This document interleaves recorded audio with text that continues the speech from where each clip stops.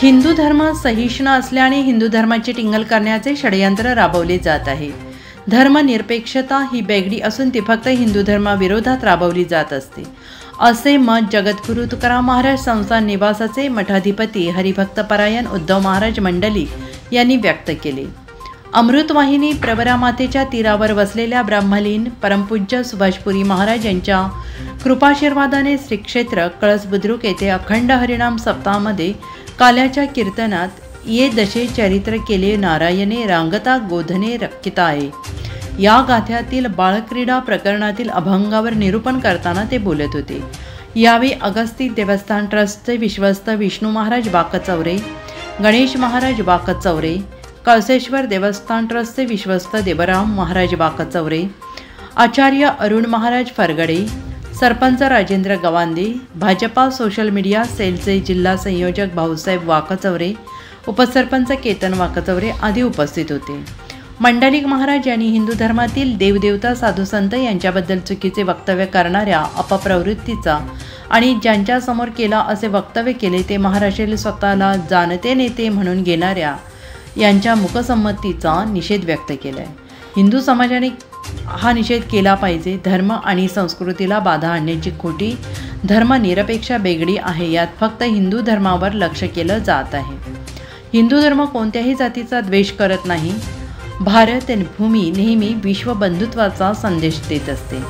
हिंदू धर्मातून निर्माण झालेले धर्मपंथ यांचा सुद्धा राग केला नाही। जातीपातीमध्ये भांडणे लावून फूट पाडण्याचे काम केले जात आहे। देश सुरक्षित राहण्यासाठी संस्कृती टिकली पाहिजे, यासाठी हिंदू समाज संघटित झाला पाहिजे। आपल्या देशाच्या चोहोबाजूनी अपप्रवृत्ती असून अमेरिका, चीन, पाकिस्तान आपल्या देशाला हानी पोचवण्याचं काम करत आहे।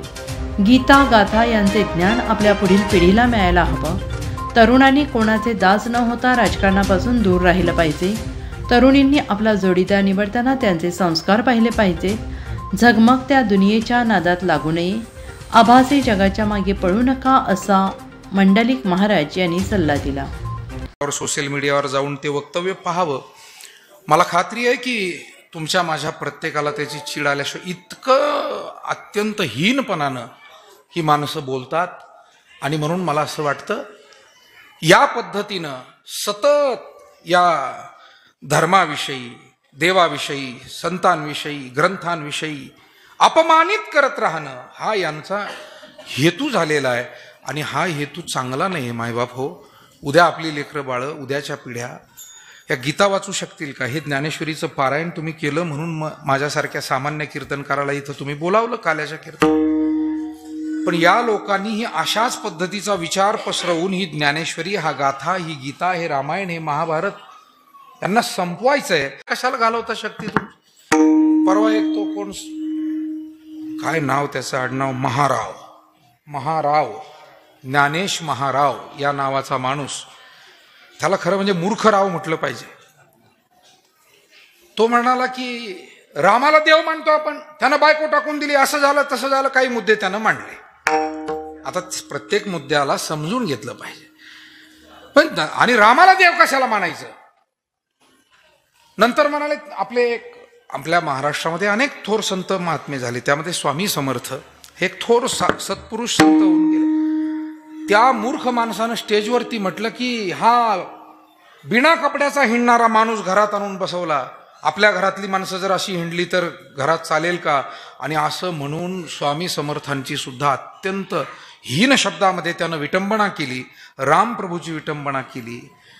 आणि स्वतःला थोर जाणते समजणारे अनेक लोक त्या स्टेजवर बसलेले होते, कोणी त्यावरती काही प्रतिक्रिया दिली नाही। मी म्हणतो ठीक आहे, एखाद्याच्या भाषणात तुम्हाला नाही अडवता आलं, पण बाहेर येऊन तरी तुम्ही काही प्रतिक्रिया द्यायला पाहिजे होते ना। मीडिया समोर एरवी तुम्ही उठसूट रात्रंदिवस जाता, माणसंही सोडलेले असतात तुम्ही अनेक पक्षांनी मीडिया समोर बोलायला, मग आता येऊन बोलायला पाहिजे होतं ना का हा रामाचा अपमान करणं चुकीचं नाही, स्वामी समर्थांचा अपमान करणं चुकीचं नाही। आपला महाराष्ट्रासाठी भाऊसाहेब वाकचौरे, कळस।